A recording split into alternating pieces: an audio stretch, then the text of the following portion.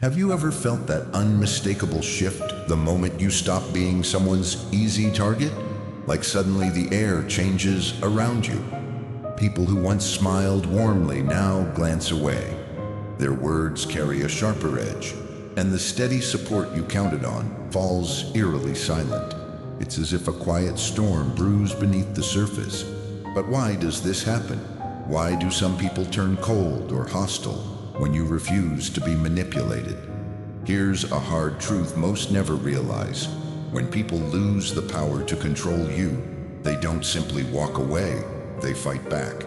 They don't give up easily. Instead, they try to break you. They guilt trip you, twist your words, plant seeds of doubt in your mind.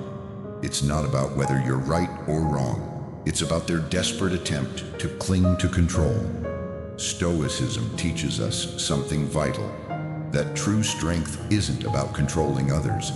It's about refusing to be controlled. But I have to ask you, are you truly free? Or are you still reacting, caught in the invisible web of their subtle manipulations without even realizing it? Let me tell you a story. Adam was a man who dared to walk his own path.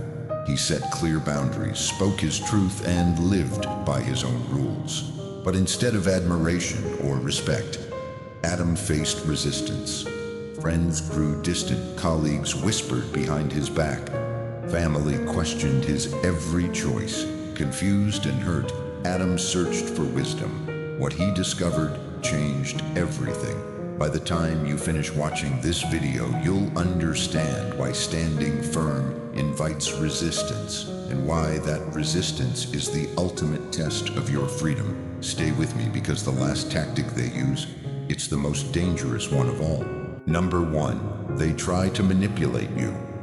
What happens when people realize they can't control you? Do they accept it gracefully? Instead, they adapt. They don't confront you head-on anymore. They switch to manipulation. Subtle, silent, but incredibly powerful. Some people crave control. It makes them feel important, safe, and in charge. But when they see you standing your ground, thinking independently, refusing to bend to their will, they don't try to force you anymore. Instead, they make you force yourself. How? Through guilt. After everything I've done for you, this is how you treat me, they say.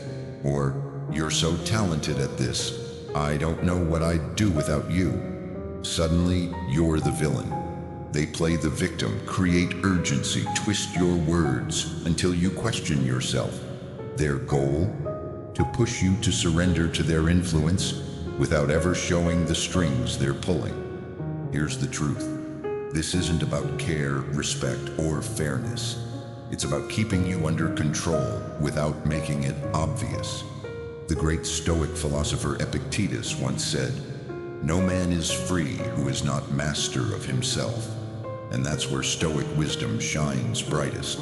True power lies not in controlling others, but in mastering yourself. Manipulators don't want logic, they want a reaction. They feed on your guilt, your fear, your doubt. The moment you respond emotionally, they win. But what if you didn't react? What if you stayed calm, observed silently, and refused to be drawn into their game? They lose. Think of manipulation like a chess game. Every move they make is designed to pressure you, put you in check, to provoke a response. But the strongest player isn't the one who fights every move. It's the one who sees the game for what it is and refuses to play. I once knew someone who had a remarkable talent for twisting every situation to their advantage. One day, they asked me for a favor, something I wasn't comfortable with.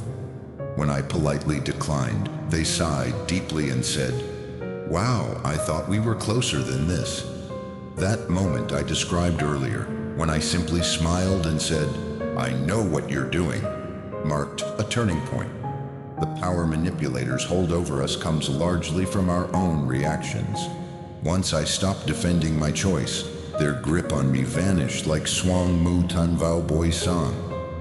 But how exactly do you handle manipulators? The first step is to recognize their tactics. Whenever someone makes you feel guilty, pressured, or obligated, pause and ask yourself, is this a genuine request or am I being manipulated? Being aware is half the battle won. Second, stay calm and firm. The less emotional reaction you show, the weaker their hold on you becomes. They feed off your anxiety and frustration. But when you respond with quiet confidence, their influence fades. And finally, refuse to play their game. You don't owe anyone lengthy explanations, arguments, or proof. A simple no followed by walking away is sometimes the strongest answer you can give.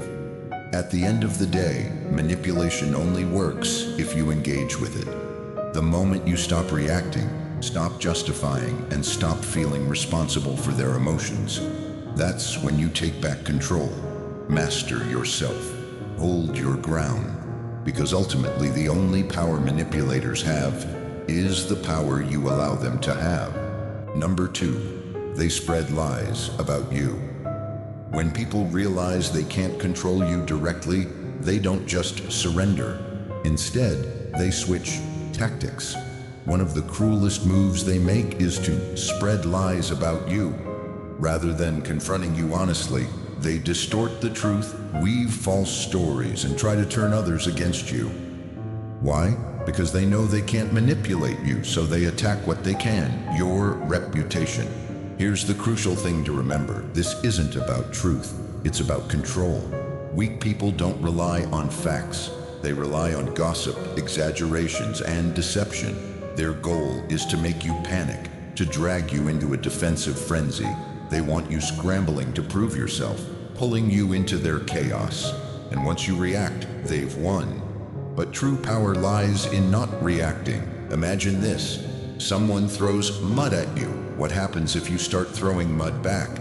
You only get messier, dirtier, but if you stand firm, let the mud dry, and calmly brush it off, you walk away clean. This is exactly how false rumors work.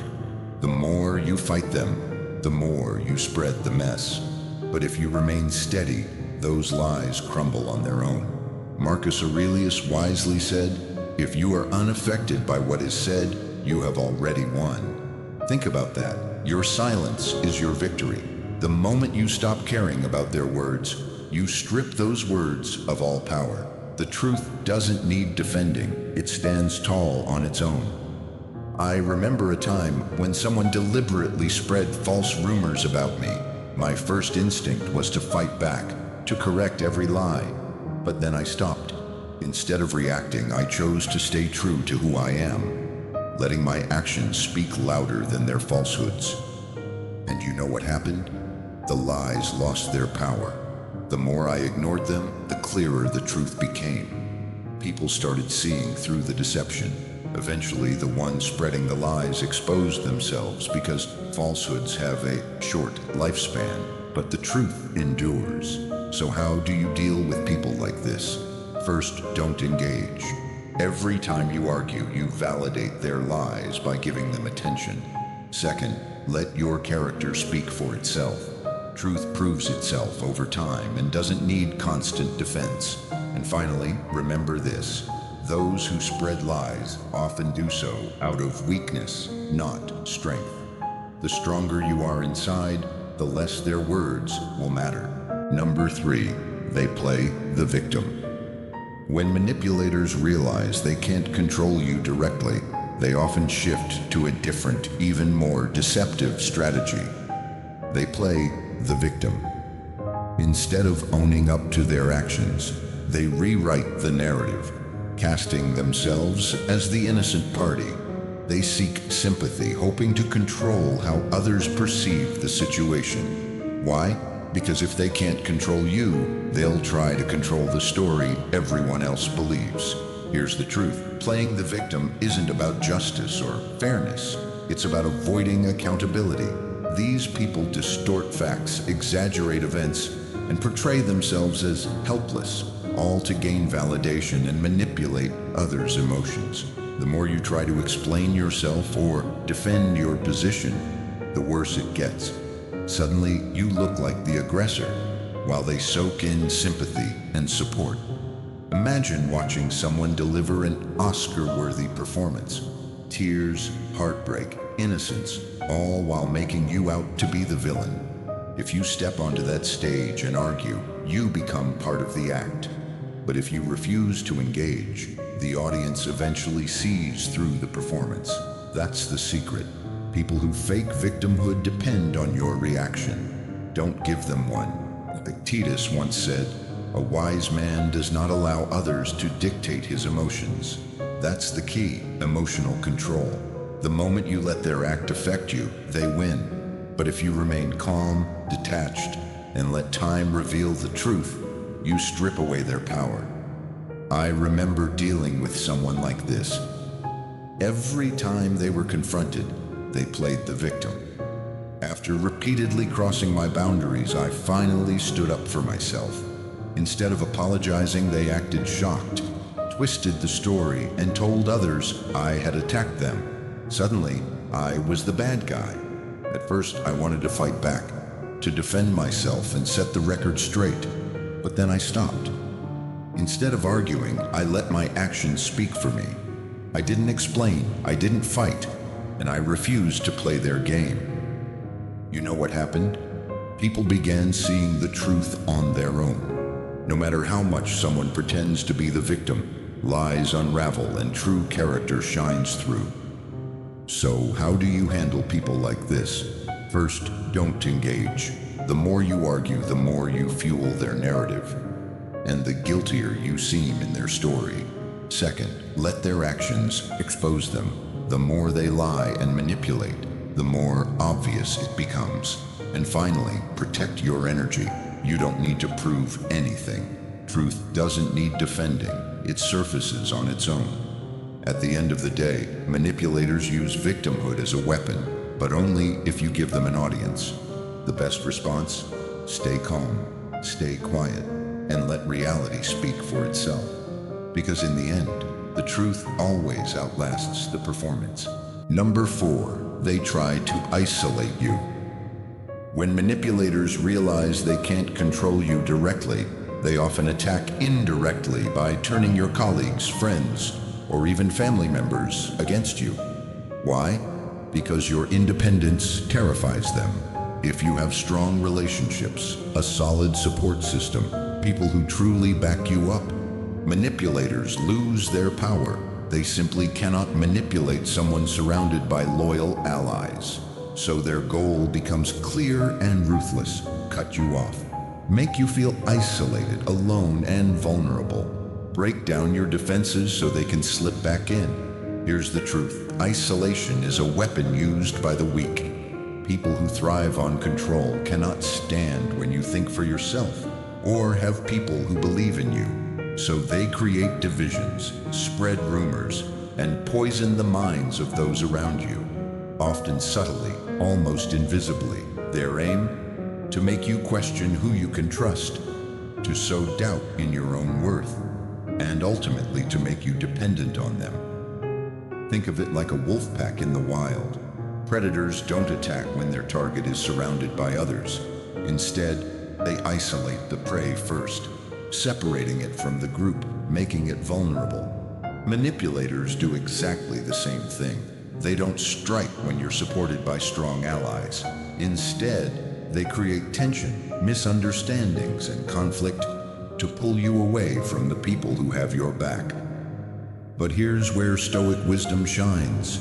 Seneca once said, "Associate only with those who improve you. Avoid those who would pull you down." That's the key. Surround yourself with people who uplift and strengthen you, not those who divide and manipulate. Over time, real friends will see through the lies. Those who turn against you, they were never truly meant to stay. I remember someone who slowly tried to turn people against me. It started small, subtle comments like, "I don't know if you can really trust them." Then came exaggerations and twisted versions of what I said. At first, I was frustrated and tempted to confront the person. But then I realized, the more I fought back, the more power I gave them. So instead, I focused on what mattered, strengthening my real connections. I stayed consistent in my actions, I let my character speak louder than their rumors. And guess what? Over time, people started seeing the truth for themselves. Those who mattered stayed. Those who believed the lies. They were never my people to begin with. So how do you handle people like this? First, stay calm. The more you react, the more fuel you give them. Second, nurture your real connections. People who truly know you won't be fooled for long. And finally, don't chase those who turn away. If someone is easily swayed against you, let them go. At the end of the day, those who fear your independence will try to isolate you, but they cannot break what is unshaken. Stay strong, stay connected. Remember, real relationships don't fall apart because of someone else's lies. Number 5, they challenge your confidence. Some manipulators don't go for direct control or isolation. Instead, they use a subtler yet equally dangerous tactic. They chip away at your confidence. They won't openly attack you. No, they plant small seeds of doubt instead. They question your decisions, make you second-guess yourself, and subtly undermine your abilities. Why? Because if they can make you doubt yourself, they regain power over you. Here's the truth. People who constantly question your confidence aren't offering helpful advice or constructive feedback. They're not really offering helpful criticism or constructive feedback. No, they're testing your self-belief. Their goal? To make you hesitate, to doubt your instincts, and to crave their approval instead of trusting yourself. Imagine this. You're crossing a sturdy bridge, feeling confident. Then someone nearby starts whispering, "Are you sure that bridge can hold your weight? What if it collapses?" The bridge hasn't changed. It's still solid. Yet their words plant a seed of doubt in your mind. The more they whisper, the more you start to question your own judgment, not because the bridge is weak, but because they've made you think it is. That's exactly how this manipulation works. Your judgment is sound, but manipulators purposely shake your confidence to make you vulnerable. So what's the trick? Recognize the game they're playing, see through their tactics, and keep walking.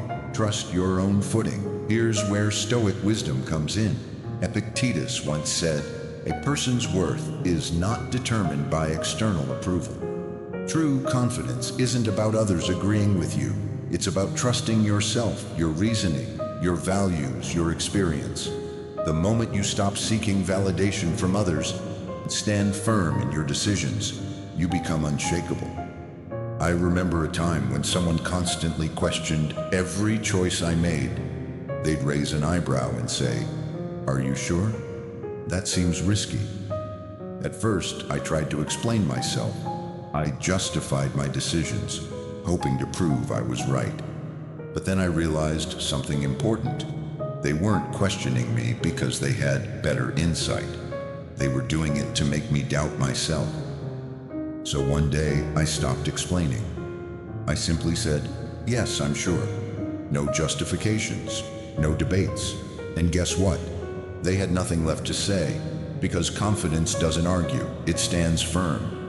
So how do you handle people who challenge your confidence like this? First, trust yourself. If your decision is grounded in reason and experience, don't let someone else's doubt shake you. Second, stop over-explaining. The more you justify yourself, the more ammunition they get to poke holes in your certainty. And finally, remember this. Doubt is their tool, not your truth. Just because someone questions you doesn't mean you're wrong.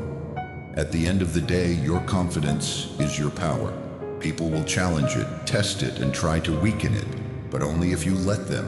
Stand firm, trust yourself, and never let anyone else's doubts become your own. Number 6, they provoke you emotionally. When manipulators realize they can't control you with logic or manipulation, they switch to one of the oldest tricks in the book, provoking you emotionally.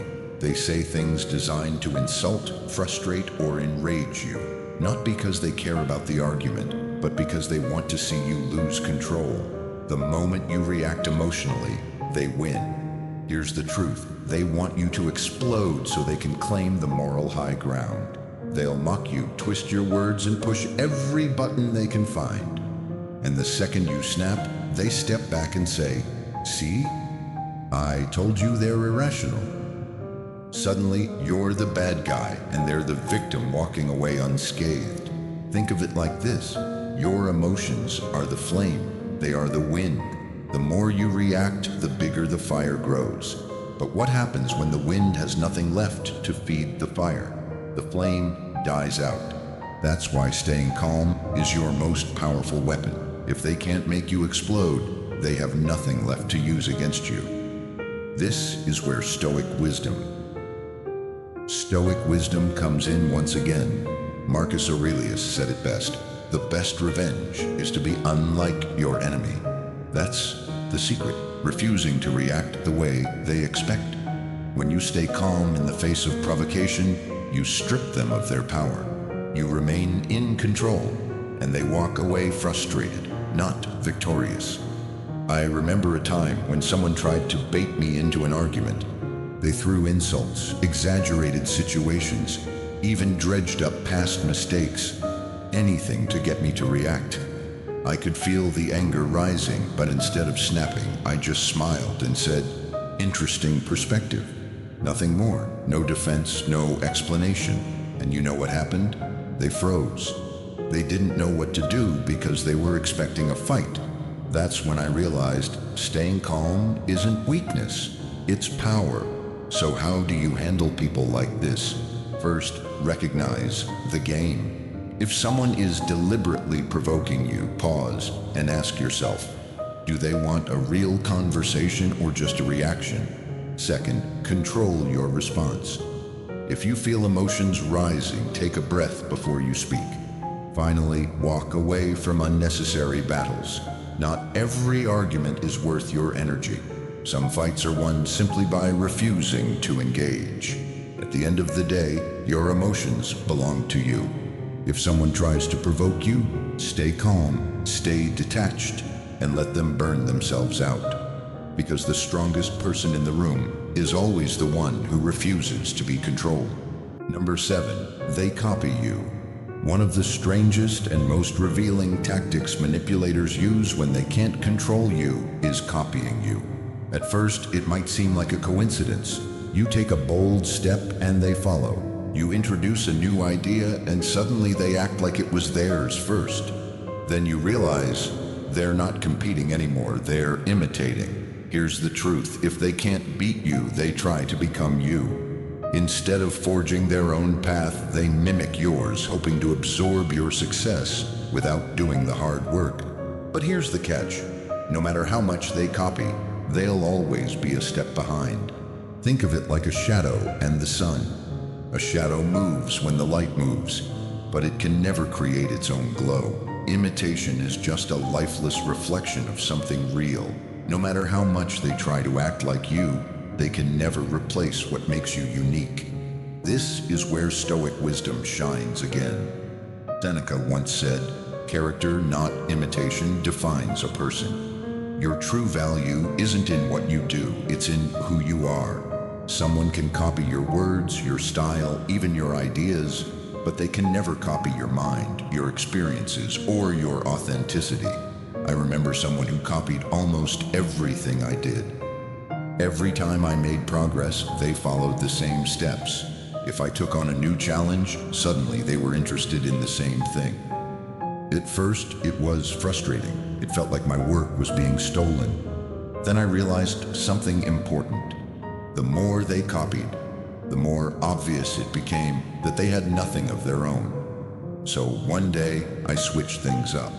I changed my approach completely, and guess what? They had no idea what to do.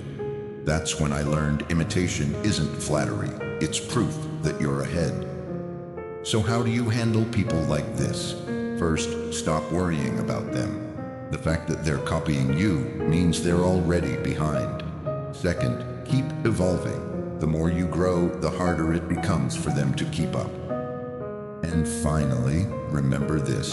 They copy because they lack the confidence to be themselves. At the end of the day, copies fade, but originality lasts forever. Keep being yourself. Keep leading. Let the imitators struggle to keep up, because no one can replace what makes you, you. Number 8, they wait for you to fail. Some people don't support you. They just pretend to. They smile, nod at your ambitions, and say, "I'm happy for you."